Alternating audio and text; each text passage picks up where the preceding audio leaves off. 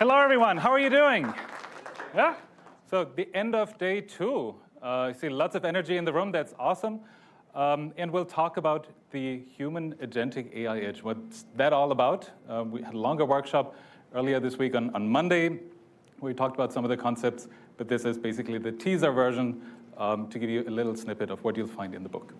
So Paul and I were joking a little bit earlier that we should bring some music out to pass the time until we get started. But here's a serious question to you. When was the last time that you've really learned a new skill? Who of you plays an instrument? Yep, cool, okay, wonderful. Me too, I play the drums, I play the piano, mallets, all sort of things, anything that makes noise and doesn't break easily. But I remember, and maybe you remember too, when we all started learning something new, whether it was a new instrument, a new language, or maybe even riding a bike, it was pretty uncomfortable, right? We're uncertain how to find our balance or how to hit the right notes. But guess what? We all practice, right? Many of us stuck through it. Maybe sometimes our parents made us stick through it. But learning a new skill, that's really what we're doing all right now with AI. Whether it's agentic AI, where we define a goal and the agent acts on our behalf, or it's your assistants, your co-pilots, your ChatGPTs, your Joules, what have you. But for many, it's really new and a little uncomfortable. I don't know what this thing does. I don't know how to really use it, how to use it properly. I don't even know what I don't know. But we really need to embrace this. That's the big thing, because only if we embrace it, if we keep on trying, if we keep on experimenting, we will eventually get better, right? We get better musicians, we get better at foreign language, playing with stereotypes, and we get better at riding a bike, right? Nobody wins the Tour de France without actually sitting on a bike. Just by looking at pictures of people riding bikes, we don't get good. So we need to practice. What we're seeing in business, what I'm seeing when I work with business of all sizes now is a lot of these AI first mandates. Maybe you've seen them too, right? CEOs say, we have to be AI first. And that means we're not hiring any people unless you can prove to me that your AI cannot do the job. Only if AI cannot do the job, we'll hire people again. You need to do AI, everyone needs to do AI, it's super important for the company, we're AI first. Yeah! We're actually measuring people, maybe even if you want to get a promotion, how often do you use AI? It doesn't say anything about the quality, doesn't say anything about the value you get, but AI first, right? Some headlines from last year. CEO said, I want to be AI first. Shopify, Klarna, Duolingo, the language learning app. There was a lot of public backlash. These days, there's not so much talk about we want to be AI first anymore. But what it creates in businesses is something that we've seen for a long time, right? We've seen shadow IT. We've seen now shadow AI. People that use AI but really don't tell their peers, don't tell their manager, because they're a little afraid too. Yes, sure, I should use AI, but I don't even know what are the right tools. I don't know what's approved in my business. I don't know where I find the information, what kind of data I can put in there, all the sorts of things. But guess what? Even if my company clamps down access and is not so AI first, I have ChatGPT on my phone. Isn't that awesome? I can snap a picture. I can upload some company data, and it does the analysis for me, and I'm so much more productive. Yes, I'm AI first. Just a minor caveat. Right? It's confidential data that's going into public tools that are not approved, that are not enterprise grade. So it creates some different challenges, right? And so this was a study that came out about a week ago. Google and Ipsos ran a study on AI readiness, on AI adoption, and they found that about 40% of the participants of this research said, yeah, I use AI regularly at work. Use it for different tasks. It could be your email, your meeting minutes, summary, what have you, maybe even some data analysis. But on the other hand, more than half of participants in this survey also said, actually, AI doesn't apply to my role. Right? So yeah, sure, I should use it, but I don't see a big impact. I don't think it really concerns me. And I think there's a big disconnect, right? Leaders on one hand saying, we need to be AI first, we need to be AI ready, go, go, go, go. It's detrimental for our company and so important for our company that we become AI ready, that we use AI well. But half of your people say, I could care less. Doesn't apply to me. So how do we change that? And what is our human edge when There's more technology when there's technology that helps us work differently, work better, work smarter, whatever the marketing slogan of the week is. So I'm curious. Let's see. Make this a little interactive, at least I hope. If you can get out your phone, scan the QR code, and let me know which AI assistants do you use for work. Is it Claude, is it Gemini, ChatGPT, Copilot, or maybe Joel even already? Let's see. Should have added an option, AI doesn't pertain to my role. Okay, so good mix. Yeah. Gemini, Copilot, some of you ChatGPT, some Joel. Good to see a broad representation, right? Most of the tools are somewhat similar in the way we use them and we instruct them. It's just exciting to see what's possible. Think back 3 years ago, 4 years ago, when we didn't have these kinds of capabilities, especially not built into the applications we use on a regular basis. So good to see that there's some good adoption here. Thank you. Now, with that, let's see, it goes on. Question for you. Who's experienced this recently? Your team member, colleague, team member in a different department sends you an email and says, hey, can you take a look at this? I created this first report, this first presentation. You open it and you start reading it and you're like, I don't know, it's not bad, but it's also not really good. It's not specific, it's not authentic, it lacks teeth, it lacks depth examples. So what happened? Isn't it that we solved a big problem? Generating information? It got so easy. Hey, come on, I have Copilot or ChatGPT or Joel or what have you. I press a button, I'm done, I sent this to you, my job is done. Can you take a look at this? Now, doing this once for one team member is maybe not that bad, but put yourself in the shoes of managers with tens and dozens of team members who now get bombarded with, hey, can you take a look at this? Right? So generating is easy, but what's actually happening is that your sender is shifting labor from them to you, to do good work, to be diligent, to review it, so they don't just throw it on your desk and say, hey, can you take a look at this and let me know what you think? Right? Now, you might say this is not particularly new, right? We've always had these situations. We've always had these colleagues in business. I've been a manager myself. I've experienced this. I'm sure many of you have too. But the volume at which this happens and the pace at which that happens seems to increase incredibly. I can tell you, I was in a leadership development that I led with a large automotive company, global automotive company, and the senior manager said, hey, you know what, now I keep getting all these meeting summaries and action items from my team members. And it's not just one sending them. It's not just one meeting a day. It's all 10, 20 people, and they send multiple emails. So I had to tell them, hey, please stop. Right? I don't need to know all of this right the second you get out of the meeting. That's why I have one-on-ones. That's why we have weekly check-ins. So the reason why I'm sharing this with you is that, yes, it's so much easier to generate and create something, but we're not off the hook. You're not off the hook. Your team members are not off the hook doing great work.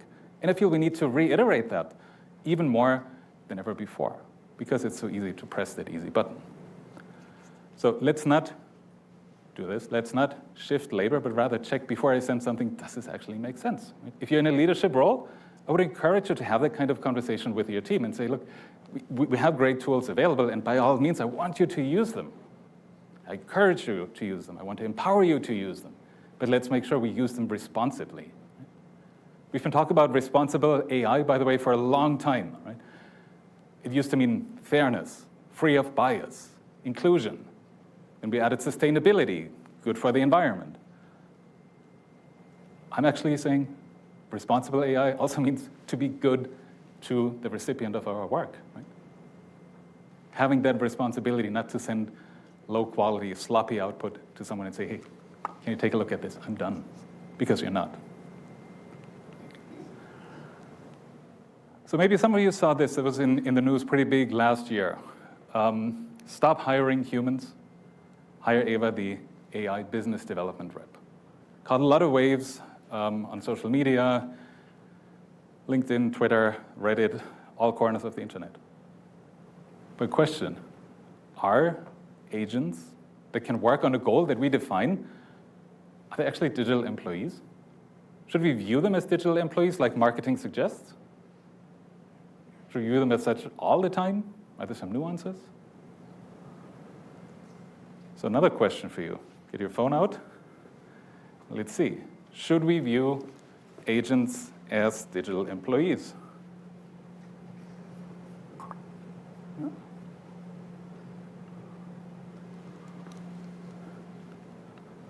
Yes, no, maybe. Very simple this time.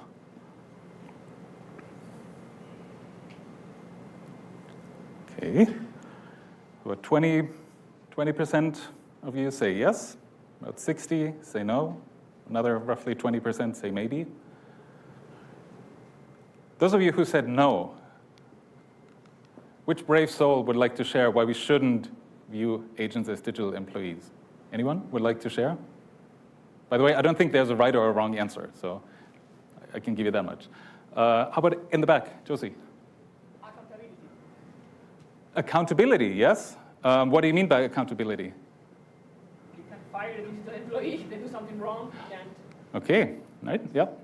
So employees are accountable. Worst case, you can fire them, and there's some real consequences, right? Right?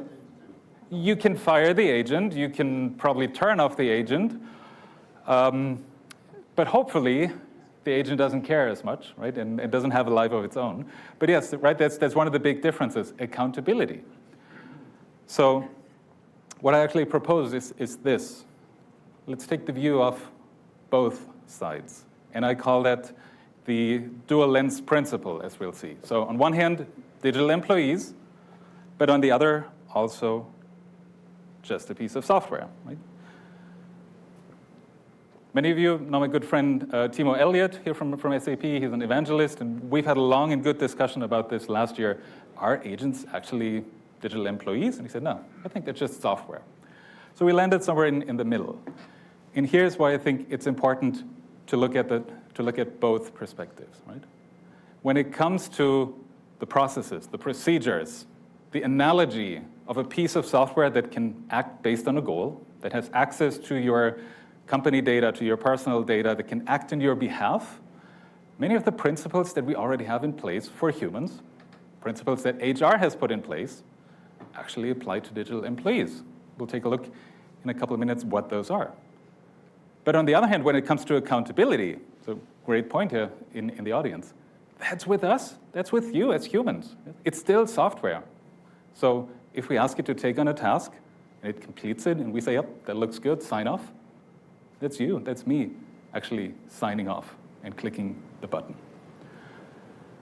So think of digital employees, agents as digital employees, where it's helpful to think about the different HR aspects, but also think about them as just software when it's who has the accountability, what about ethics, what about the final say. Let's take a look. Where I think it's very, very helpful to think about them in HR terms is when it comes to roles. Right? Each one of you has a role description or a job description. This is what you do. This is the business function you're in. This is the role, the salary level, the expectations. Right? If you're in HR, you don't close the books. Right? If you're in finance, you don't run a marketing campaign. It's pretty simple. Right? Same with agents. If you're an agent that does market research, you don't do anything else. Your role is very well defined, or has to be very well defined. Knowledge. Where do you get the knowledge from? Right? Agents, we can connect them to our back-end systems, business systems, portals, to the internet. That's their knowledge source. Ours could be in books, could be in trainings, could be up here. But we need to define for our agents, what do they actually need to know? And how do we keep that current? There's so many great examples, so many great pilots, proofs of concepts. You know, let's upload a policy document, and now you can chat with that agent and ask it questions about the policy document. It's great, right? But we all know that policy documents, even these very basic scenarios, policy documents change. They change over time. So how do you maintain the knowledge? Right? that 3 months down the line, 6 months down the line, it's still current. How do you do it? Who does it? How do you review it? How do you determine that it has to be updated? All these kind of things. Humans, we send them on training to learn about new things. Rules and rewards, same thing. Here are the things I want you to do or I want you to abide by. All of us probably signed a code of conduct on the first day that we started with the company. We need something like that for agents too. By the way, who defines and who designs agents today? Which department? What do you think? IT, right? So IT, in many ways, defines the future of work and the future workplace. Is IT trained to work on workforce topics the way that HR is? Probably not as well, right? So we actually need to bring them together and talk about how do we do this for people? How does this apply to agents? I'm dead serious on that, right? So we don't need to reinvent the wheel. Many of these things are already in place, and we can adapt them. Collaboration, organization are the next topics, where in a human organization, we know who does what job, where are they in the organization. We have an org chart. We even have an address book, so I can reach out to you and you and you if I have a question. Agents, we need to get there, right? There are some promising things on the horizon. Think of SAP's Agent Hub, for example. But there needs to be a lot more when agents move into the business. So again, a helpful example is a digital employee. Think of agents as digital employees and what are all the different boxes we need to check. For example, those 6 dimensions that we check for humans. So let's move on. Gets a little philosophical for a minute. How do you define your value at work? I'm curious. What's your value at work? Snap the QR code. Also, if you're on the live stream, you can join as well. And put one thing there. What's your value at work? This is deep. Well, maybe it's also quarterly driven. That's okay. Outcomes, revenue, relevance, insight, helping customers. Yes, I like that, helping customers, right? Puts focus on who do we actually work for. Trust. Yeah. Okay, let's see. Thinking and solving. Very good, yeah. Bring human context. Very good. Yeah. So lots of really good examples here already. Wisdom, right? Wisdom comes from experience. We build experience through repetition, right? Through learning and from data. Okay, adapting to changes, thinking, lots of great examples. So as I was thinking about, well, what is our human value and how does it change when we bring agents to the business? What is our human edge? There are really 3 dimensions to me that stand out. Let me start with the first one, work. Right? For the longest time, we've rewarded effort. Right? You did a great job. Ever since we were little, cleaning out the dishwasher, mowing the lawn, getting an A, effort, great, good job. Right? Well, agents make a lot of the work effortless. Right? It's a matter of seconds, maybe milliseconds. It's a matter of how many tokens per second can this thing process and generate and understand and whatnot. So it's no longer really effort that we're rewarding, or that we should reward. But I think a lot more is about purpose, right?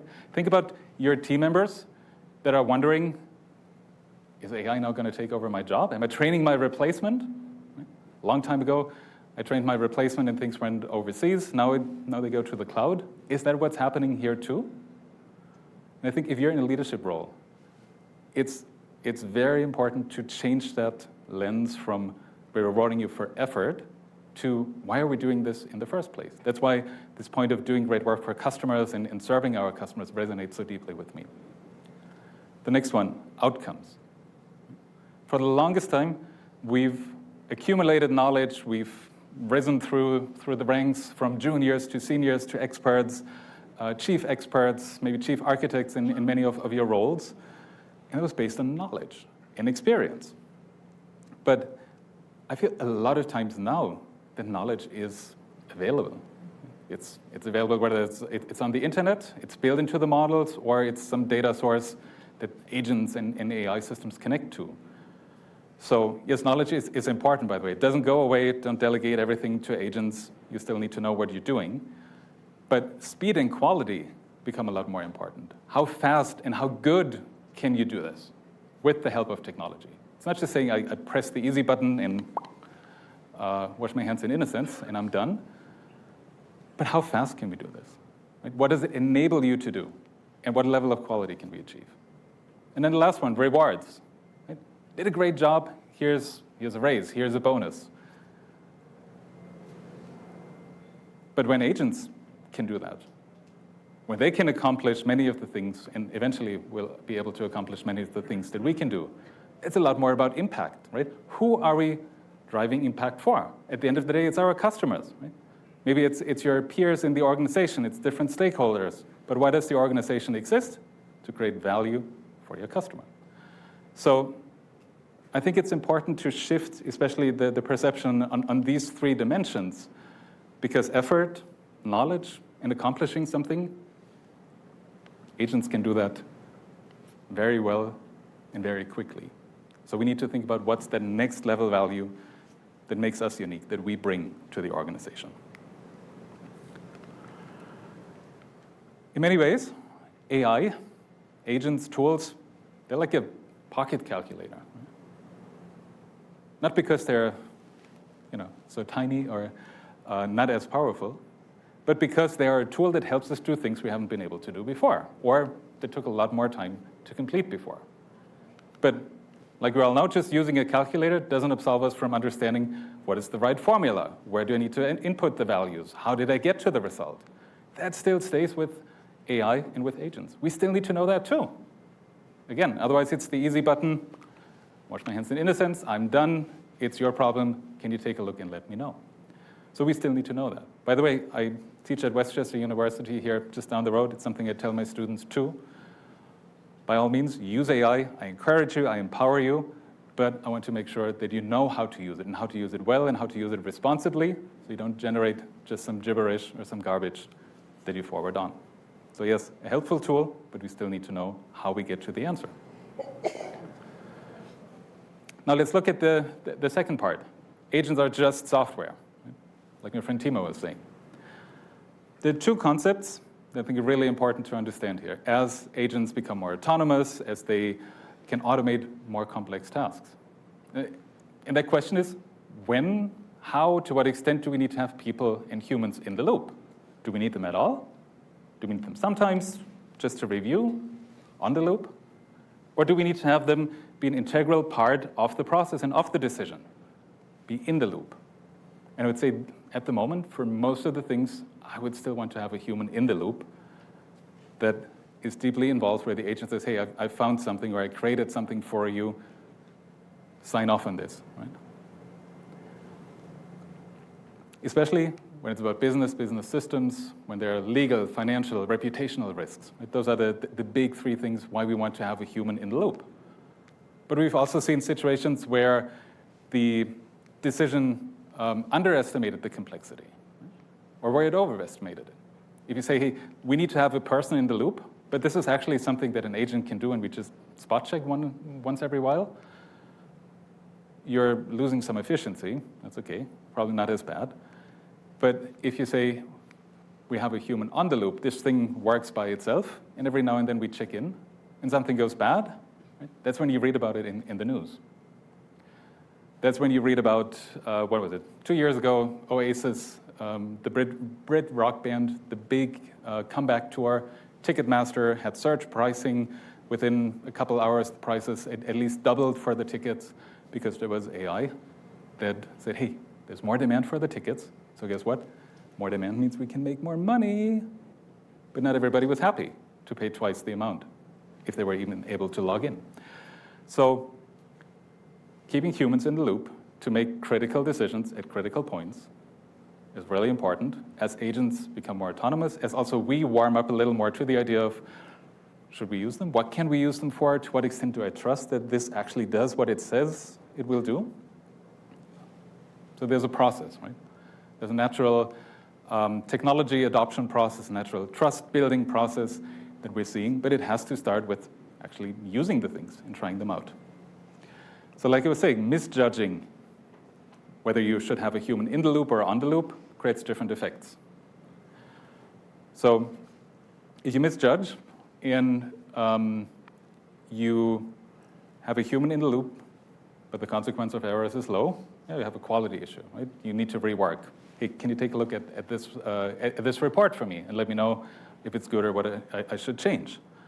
It goes on to efficiency, judgment, and business risk. So the higher you go and the further right you go, the higher the risk and the higher the consequences of an incorrect decision, right? Legal, reputation, or value loss.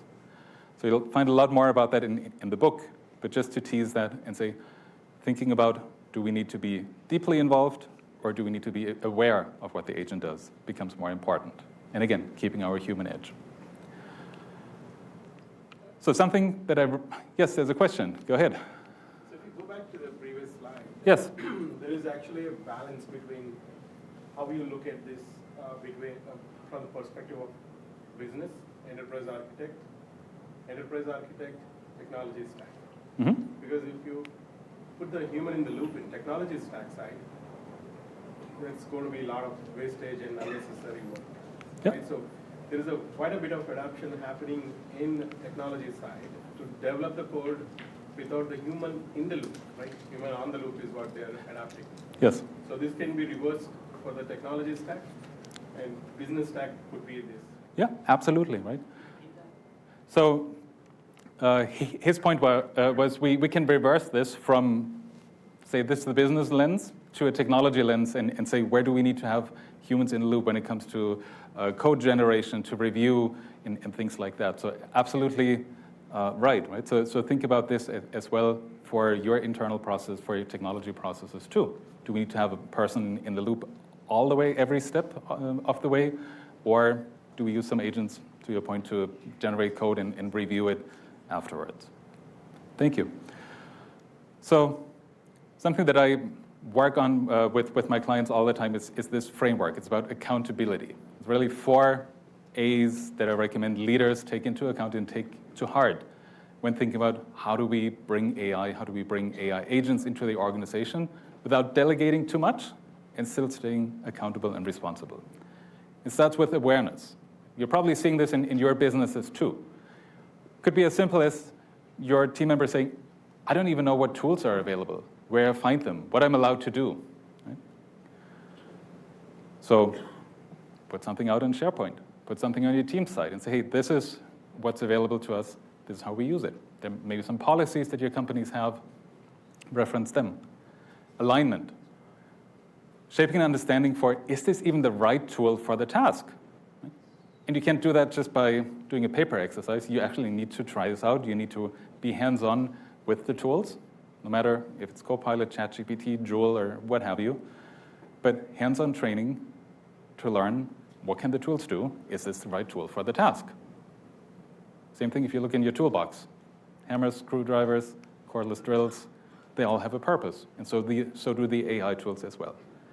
Assessment and acknowledgement. Assessment, is the output actually good? Is it usable? Is it specific? Do I actually need to go back and tweak something? Do I need to tell it, hey, can you make this longer, shorter, friendlier, what have you? Or do I need to give it more data?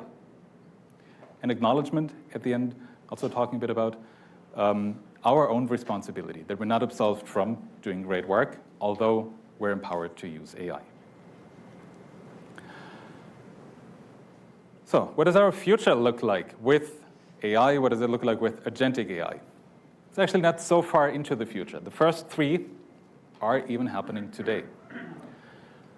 Maybe you've seen this too. If you're a hiring manager, or if you've recently applied for a role, since ChatGPT has come on the map, it's obviously gotten, on one hand, a lot harder to get an interview, and on the other hand, it's gotten a lot harder to find really good candidates. Because guess what? Everyone is highly qualified for this role that you've posted. And why? Because they take their resume, they put it into ChatGPT, and they say, hey, tweak my resume to match this job, make me look awesome, and then I send this off. So the challenge is, with a little bit of prompt engineering, everyone is a rock star. You should hire everyone. But whom should you actually hire? Right? It gets a lot harder to figure that out. A couple of months ago, I did a remote interview. I was helping a company find the next chief AI officer. So I interviewed this future leader, and I had a feeling something was off. Every time I said something, there was a little delay, would look down, would look up, and would respond, but confidently, and would respond in a way that resonated with me. So whether it actually happened or not, I was wondering, is there some kind of chat GPT running in the background, analyzing what I'm asking, whispering the answers in their ear? Others said, hey, I looked you up on LinkedIn before the interview. And I started thinking, okay, so the answers you're giving me, they sound really good. They sound like they come from my book. They sound like they come from my content. So, right, how well can candidates prepare, and how well can they steer the conversation that you say, oh yeah, that's awesome. Exactly, that's what he said. Yeah, perfect fit. Sourcing, right? Maybe some of you already use agents in sourcing for RFPs. I know a large semiconductor vendor recently shared on a webinar. They do it. They have agents that write the RFPs and post them. But they also know that their vendors have agents that respond to the RFPs. So, okay, fine. Now you have one agent, another agent kind of talking to each other. But guess what? It's still a legally binding contract at the end that you as a person need to sign. And you need to know what is in that contract. In the summer, there was an interesting study that actually SAP or Concur sponsored together with a research organization. And they found that the CFOs that they interviewed said, well, we believe that there is expense fraud in our business. Okay. We believe that this fraud is happening because people are generating receipts with AI for expenses that they did not incur. Think about that for a second. A couple of years ago, we were talking at Concur when I was at SAP about how we can extract information from receipts. Right? Receipt capture, things like that, was revolutionary. It was awesome. Right? We take a picture, it extracts the information, puts it into Concur. Now there's a whole different step before that. It's not just, can I read the information, but I need to ask, is this authentic? Is this real? Did this really happen? Not just did somebody expense a large bottle of champagne that they shouldn't. Right? So that's where it's going. And the last one that I think is really important for you is this. As browsers are becoming more agentic, as new protocols come out, WebMCP from Google, for example, to connect or let agents browse the web on your behalf in your browser, as agents do commerce and business with each other, are your backend systems prepared for the volume, for the security, for the governance? And I don't think we're talking years. Right? In many cases, we're probably talking a couple of quarters, or maybe let's say 4 quarters at most, because things are moving really, really quickly. So think about, what does all of this other innovation that I see out there mean for our business, for our systems? Can we handle the volume? Can we fulfill? And all these kind of things. So I'll skip this one, so we have a little more time for questions. Like Paul said, we're getting close to the end of this session. I'm looking forward to seeing all of you at the book signing, so you can get your signed copy of the Human Agentic AI Edge. But before we close and before we open for questions, I would like to leave you with this. When technology becomes ubiquitous, when it's all around us, to me, it's the human connections that really count. So I'm looking forward to seeing many of you later on for the book signing. Thank you so much. Thank you.